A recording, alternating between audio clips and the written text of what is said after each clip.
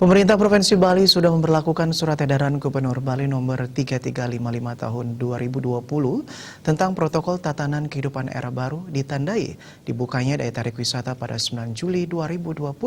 Sejauh mana Bali menampilkan daya tarik wisata atau DTW unggulan bagi pariwisata Bali di era new normal? Berikut laporannya.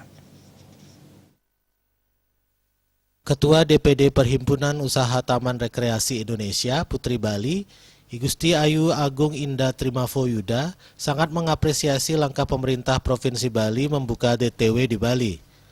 Dalam tahap awal dibuka 9 Juli 2020, pariwisata Bali mengunggulkan wisata alam serta taman safari dan kebun binatang.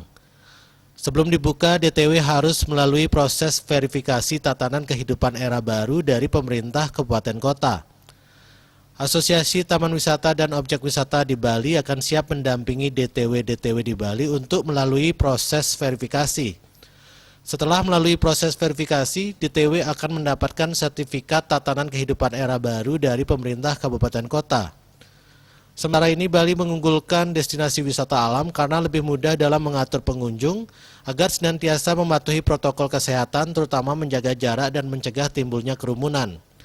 Dengan demikian, pengunjung destinasi wisata alam diharapkan tidak mudah tertular COVID-19. Dalam tatanan kehidupan era baru, semua destinasi pariwisata diwajibkan melakukan berbagai persiapan dalam menerapkan protokol kesehatan tatanan kehidupan era baru sesuai dengan aturan pemerintah, termasuk penyediaan cairan pembersih tangan dan wastafel, mewajibkan pemakaian masker bagi pengunjung, pembatasan jumlah pengunjung hingga 50% dari kapasitas maksimal, serta penerapan physical distancing atau jaga jarak antar pengunjung.